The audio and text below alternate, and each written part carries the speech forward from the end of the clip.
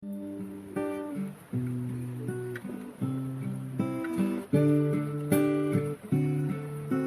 buhay na ito'y maglalakbay tayo, langit na tahanan ang ating tungo. Lahat ng mga bagay na nakamtan mo, ito'y iiwanan pagdating ni Kristo.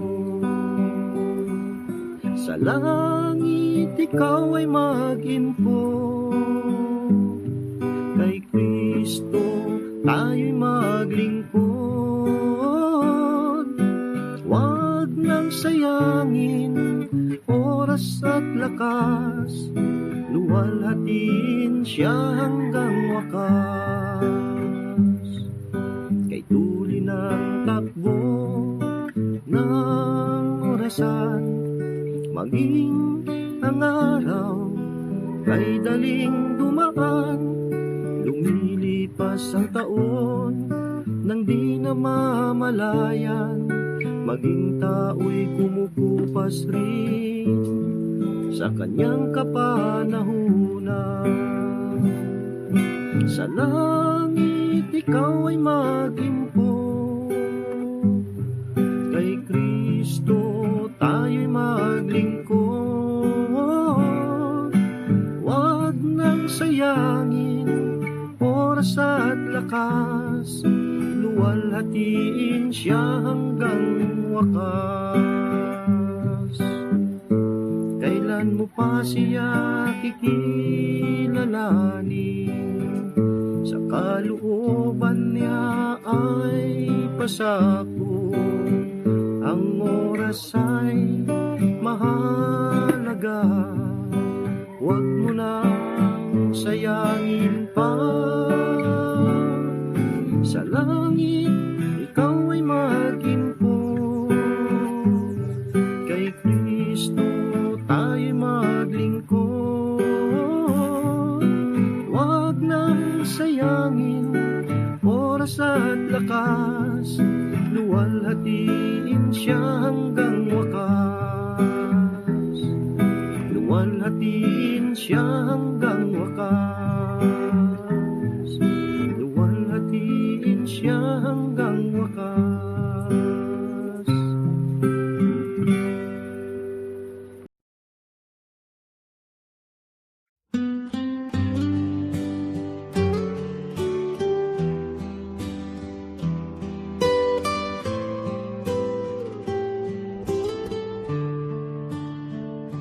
Open the Bible, hear God speak.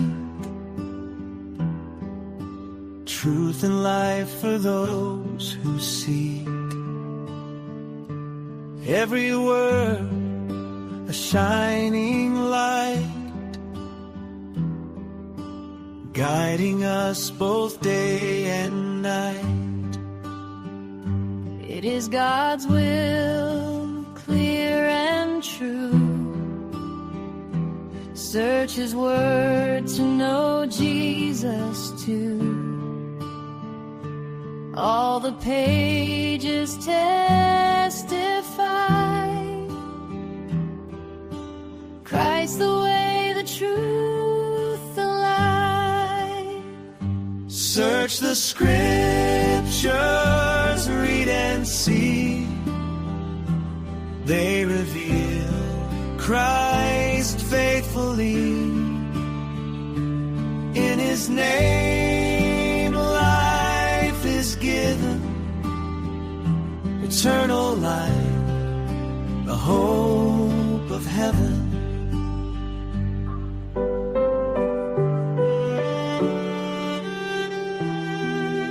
Magandang umaga po sa bawat isa. Good morning. At muli po tayo ay narito sa ating pong We are just morning devotion. pilgrims passing through.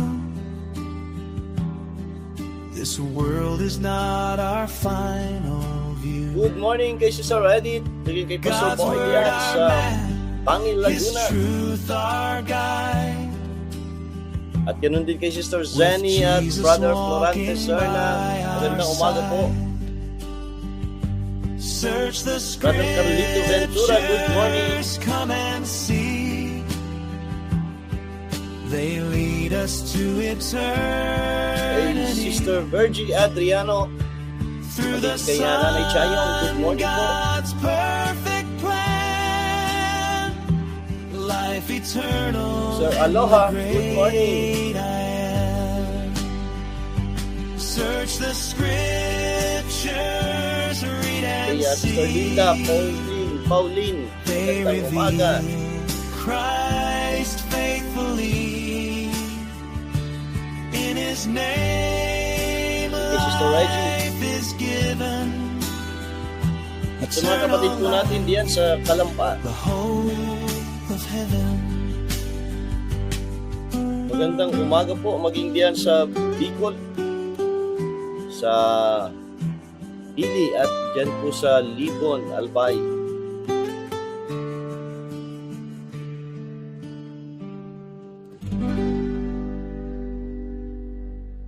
Tayo muna po'y dumulog sa Panginoon sa panalangin. Tayo po ay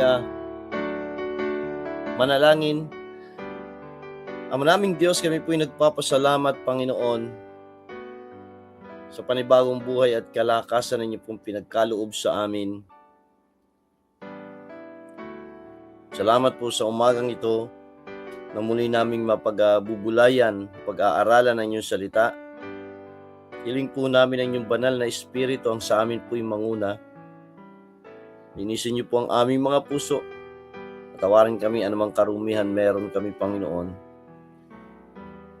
At bigyan niyo kami ng kaunawaan sa inyong mga salita na aming pong matutunghayan. Maraming salamat po. Ito po ay aming samat dalangin in Jesus' name. Amen.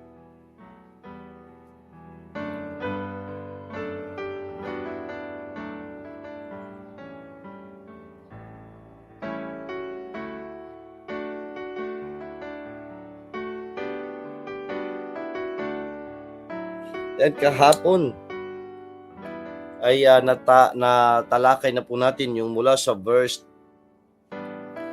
1 to 5. At ngayon dito naman po tayo sa verses 6 to 10. Verse 6 to 10, ang ating pong pagbubulayan ngayon pong umaga. Ito pong sabi ng Bible. Psalms 81 verse 6, I removed his shoulder from the burden, his hands were delivered from the pots. Thou callest in trouble, and I delivered thee. I answered thee in the secret place of thunder. I proved thee of the waters of Meribah. Selah. Hear, O my people, and I will testify unto thee, O Israel, if thou wilt hearken unto me. There shall no strange God be in thee, neither shall thou worship any strange God. I am the Lord thy God, which brought thee out of the land of Egypt. Open thy mouth wide, and I will fill it. Yan, ang Diyos po magpala sa kanyang mga salita na atin pong nabasa kahapon. Sa ating pag-aaral, ay yung pong pinakita dito, yung redemption should be remembered. At paano? With song of joy. Kaya ito yung naging celebration nung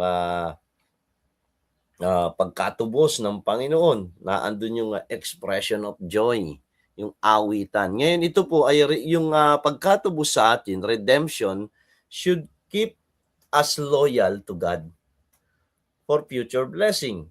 Ito dapat yung nagiging resulta sa buhay ng mga anak ng Diyos sa pagkatubos sa Kanya ng Panginoon. Dapat yung katubusan na yan na naranasan niya sa Panginoon ay nagpapanatili sa Kanyang maging tapat sa Diyos.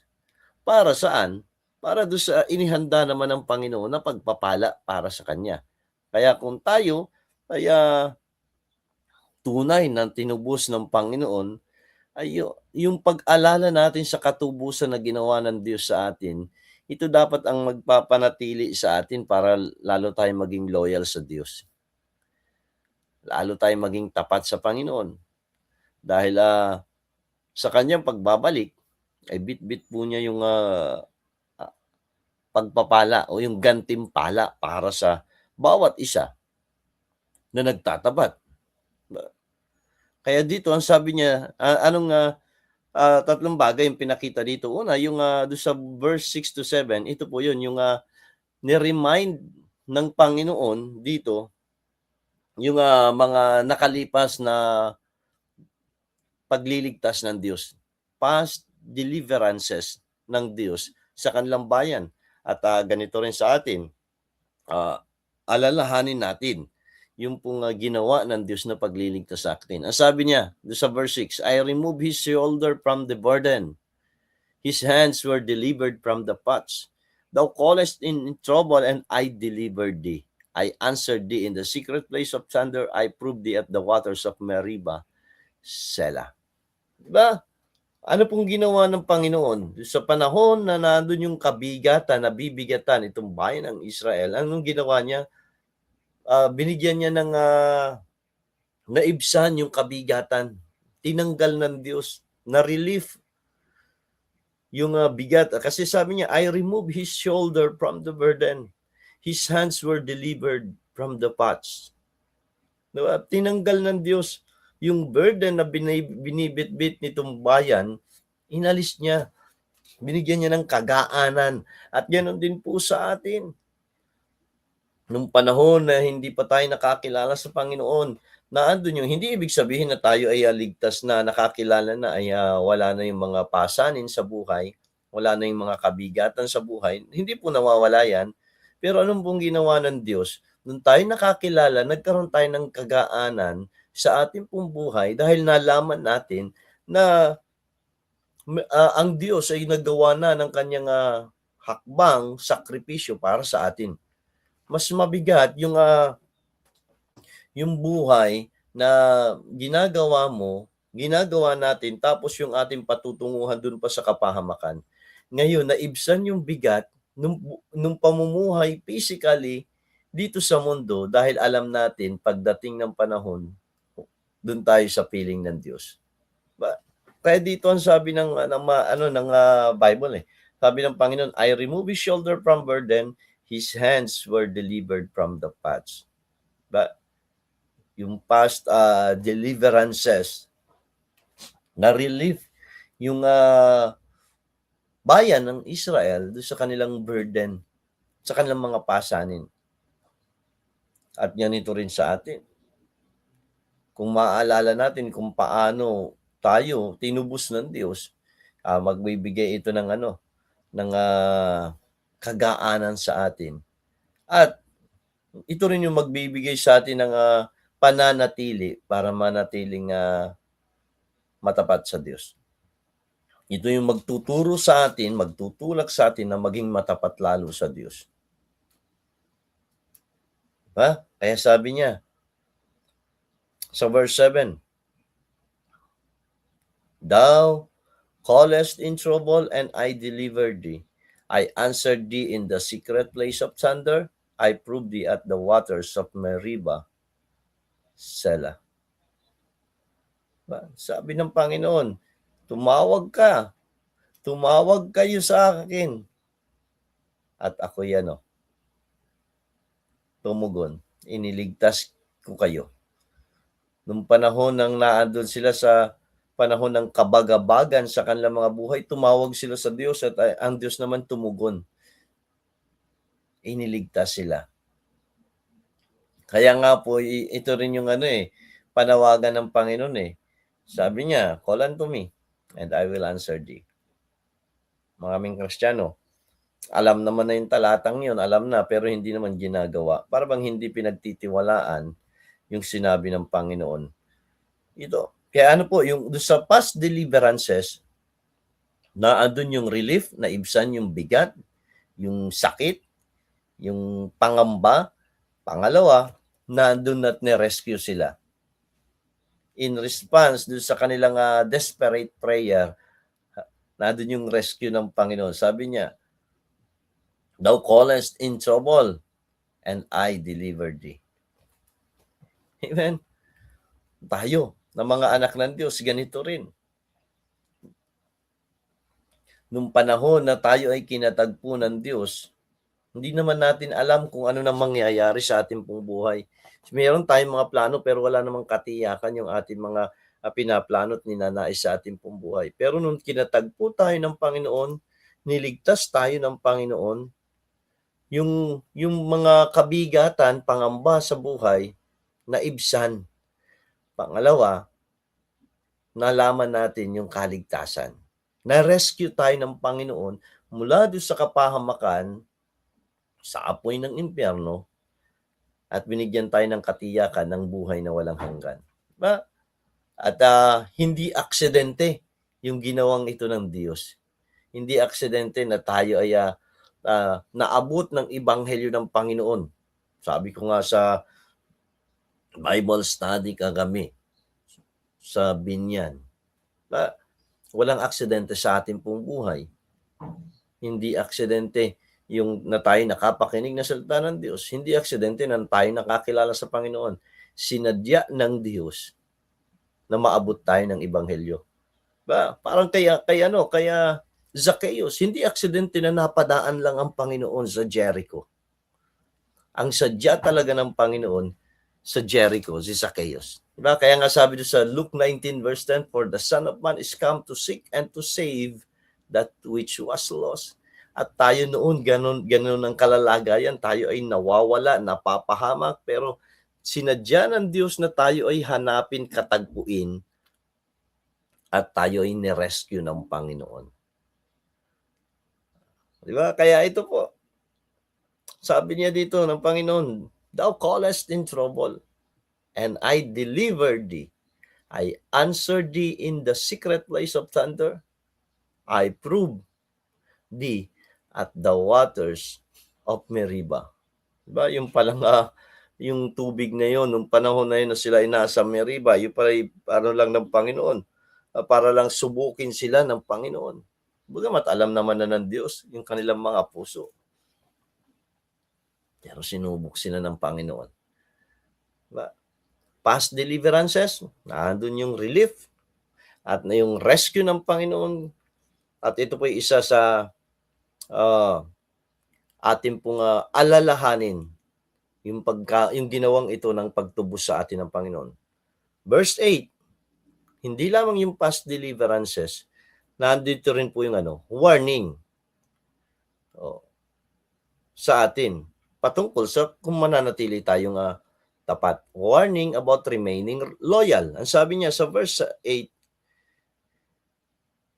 "Hear, O my people, and I will testify unto thee, O Israel, if thou wilt hearken unto me. There shall no strange God be in thee, neither shalt thou worship any strange God." Diba? Doon sa warning na ito ng Panginoon, nandun yung urgency. Sabi niya, hear. Yung salitang hear. Dinggin mo. Dinggin mo, o bayan ko, at ako'y sasaksi sa iyo. Hear, O my people, I will testify on thee. O Israel, if thou wilt hearken unto me. Kung ako'y diringgin mo, kung makikinig ka sa akin. Diba? Na andun, yung pong pagtulong ng Diyos, tayo po'y makikinig sa Kanya. Sabi Kanya sa verse 9, "There shall no strange God in thee." Ito yung mabilin ng Panginoon. "There shall be no strange God be in thee, neither shall thou worship any strange God." Kakaiba. Unique yung warning ng Panginoon pagdating dun sa loyalty. Ano lang po yung sabi niya? "There shall no strange God in thee." Sabi ko nga, ito yung warning Warning about remaining loyal. Kanino? Sa Diyos. Ano po nangyayari sa ngayon? Naandun yung loyalty ng tao sa tao kahit na minsan mali na yung ginagawa. Diba? Hindi tinuturo minsan sa mga simbahan yung pagiging loyal sa pastor. Wala naman pong problema.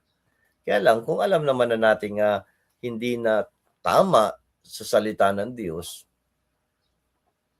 ay bakit kanino ba tayo dapat maging loyal?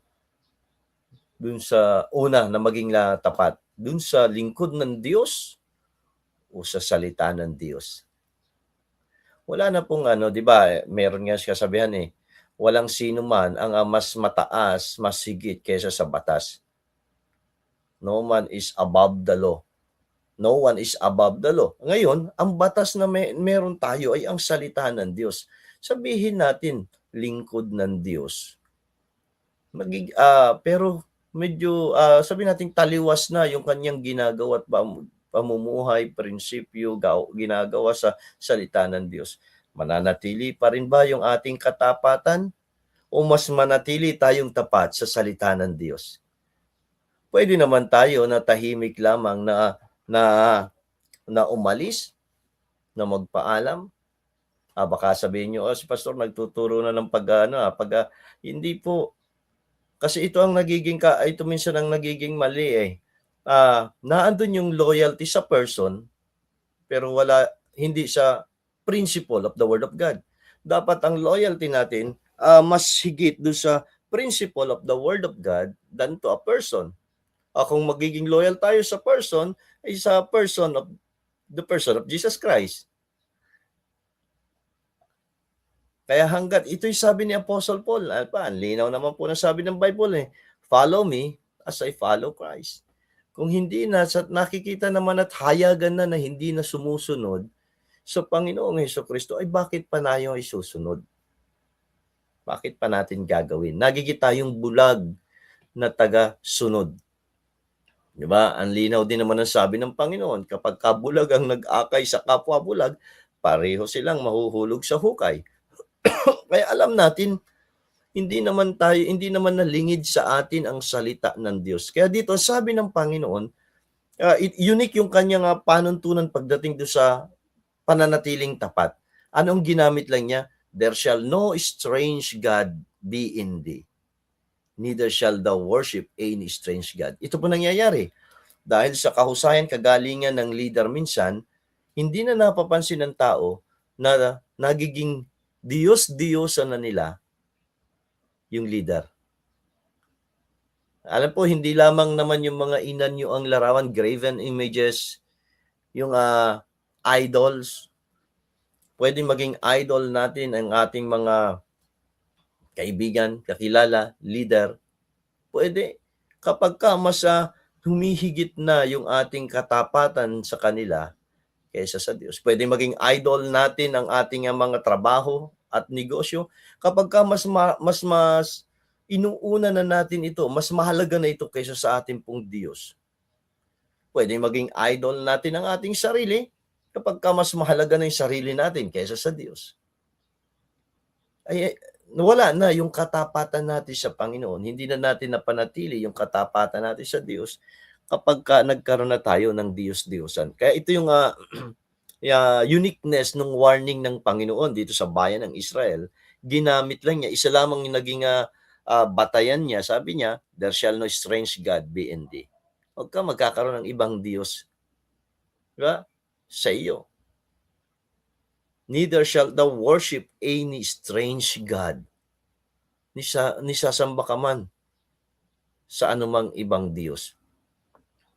Diba? Alam niyo po, minsan sa kalipunan ng mga kakristyanuhan, sa sobrang believe nila sa husay ng leader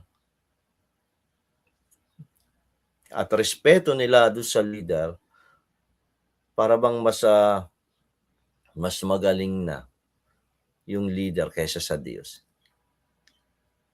Kulang na lang ay luhuran at sambahin. warning about remaining loyal, kanino tayo dapat maging tapat? Sa Diyos. Amen. Sa Diyos. Hindi sa kanino man. Huwag tayong magkaroon ng ibang Diyos-Diyosan sa ating pong buhay. Kaya nga sabi ko kanina, pwedeng maging Diyos-Diyosan natin, o ultimong ang ating sarili, maging Diyos-Diyosan natin ang salapi, ang kayamanan, yung trabaho, ang kabuhayan, di ba? Kaibigan, kakilala, leader natin, pwede maging Diyos-Diyosan natin. Kaya ano po pagdating doon sa ating pong ginagawang paglilingkod, kung alam natin, salungat na sa salita ng Diyos, hindi naman tayo dapat laging sunod ng sunod para lang ma-please yung ating leader. Ang ating pong litos, lagi ko sinasabi, nung mga nakaraan pa, at ang audience ng ating pong buhay, ang Diyos. Ang ipiplease natin ang Diyos at hindi ang tao. Maaaring magalit sa atin, huwag na nating isipin yung galit ng tao.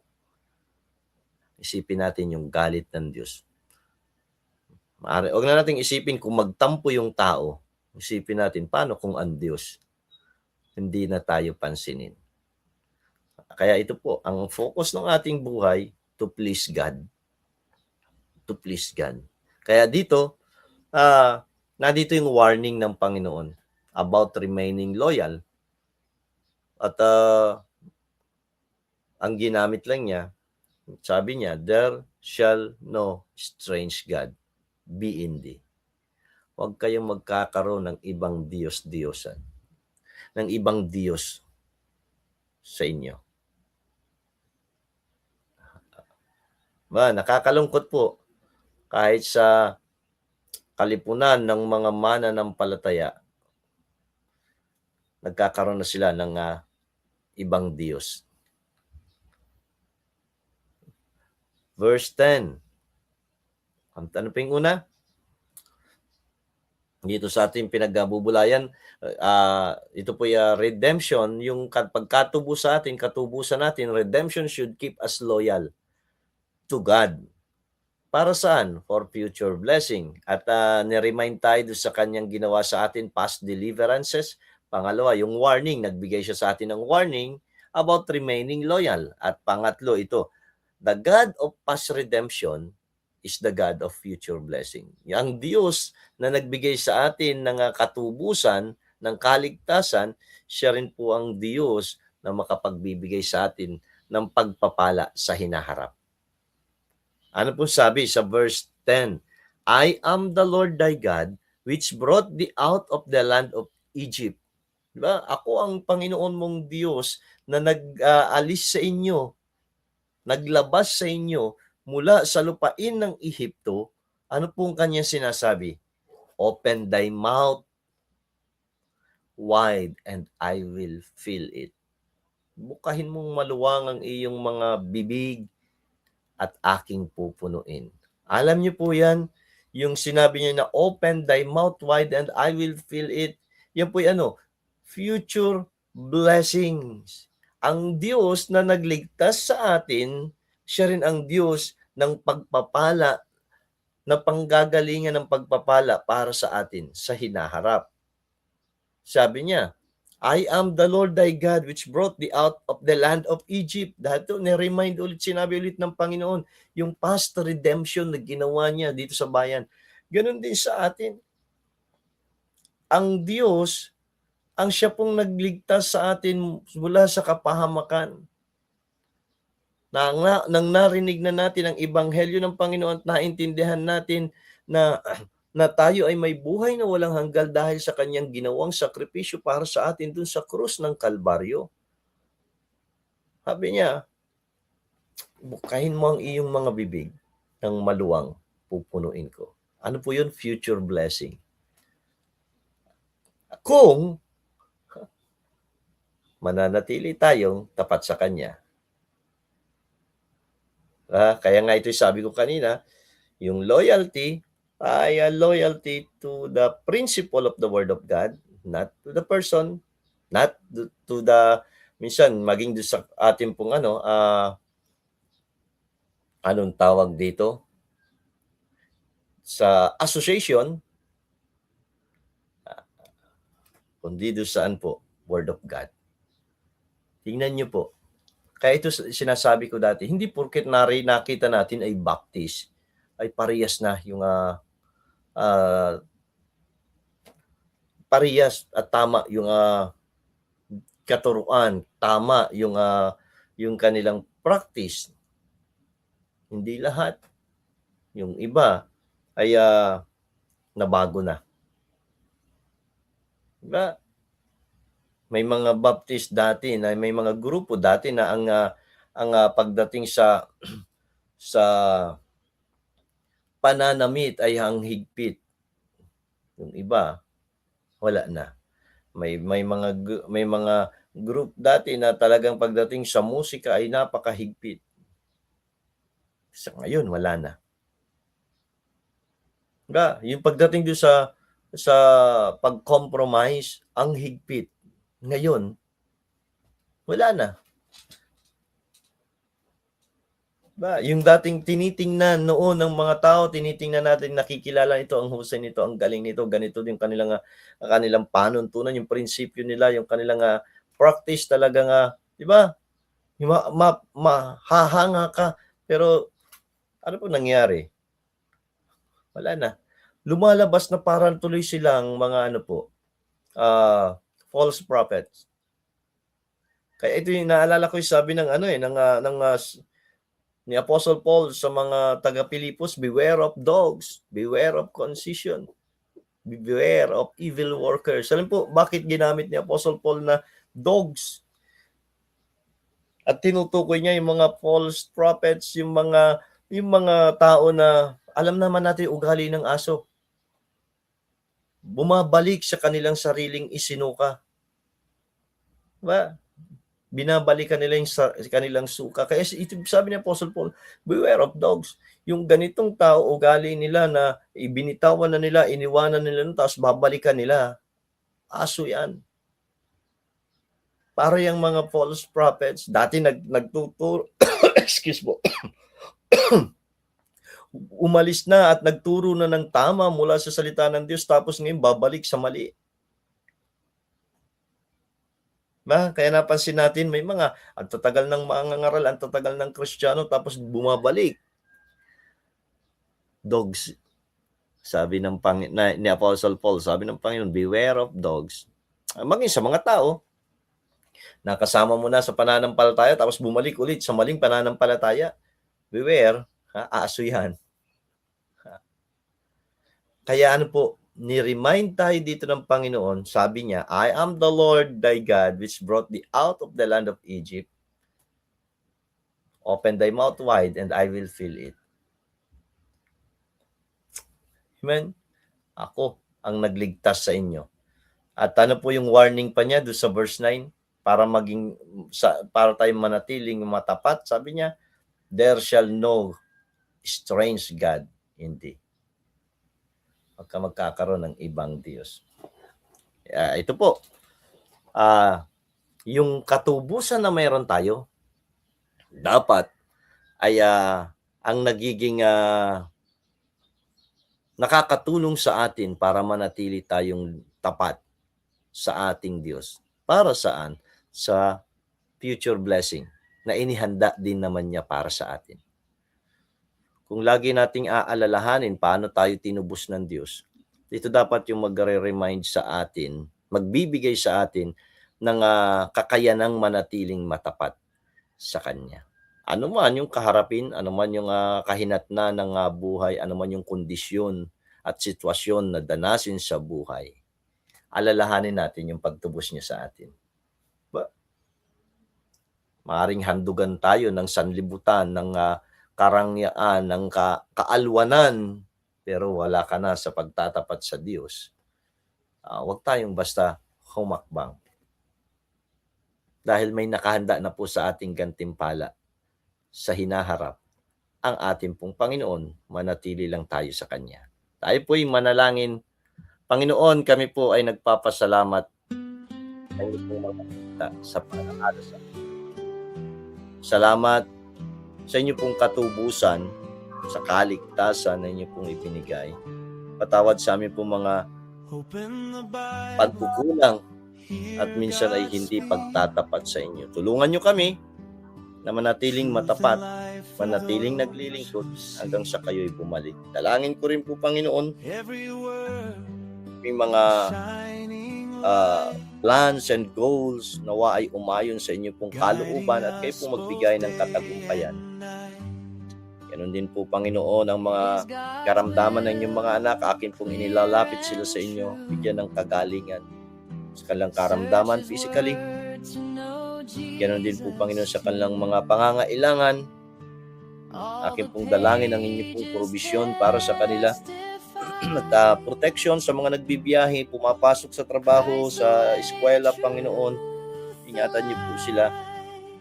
Maging sa mga lingkod niyo na ginagamit sa inyo pong ministeryo, bless niyo po ang mga kapastoran, kanilang mga buhay, family, at maging ang kanilang kalusugan, Panginoon. At sa mga bagong mananampalataya, nawa sila'y lumunlad sa kanilang pananampalataya at patuloy niyo rin po kaming pagtibayin, palakasin sa aming pong spiritual na buhay, Panginoon. Bless niyo po maghapon, pangunahan niyo po kami at kayo po ang siyang mahayag sa aming buhay at patutuo. Ang lahat ng ito ay aking sama at dalangin sa matamis na pangalan ng aming Panginoon at tagapagligtas, ang Panginoong Jesucristo. Amen. Amen. Magandang umaga po muli sa bawat isa at sa ating pong mga nakasama ngayong umaga. Maraming salamat sa inyo pong pananatiling pakikinig. Kaya Sister Tristan Polalim diyan sa Pili, Camarines Sur, at maging sa mga kapatiran natin diyan, good morning. Ganun din kay Brother Leo, good morning. Kay Mamo, magandang umaga po.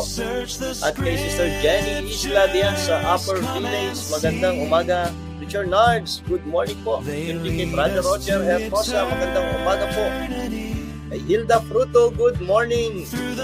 Kay Sister Marian Belao sa Peña at Brother Chris diyan sa New Zealand, magandang umaga sa inyo diyan. At sa iba po natin mga kapatid na nanonood at hindi ko man kayo mabasa dito, makita dito ang inyong pangalan, magandang umaga po.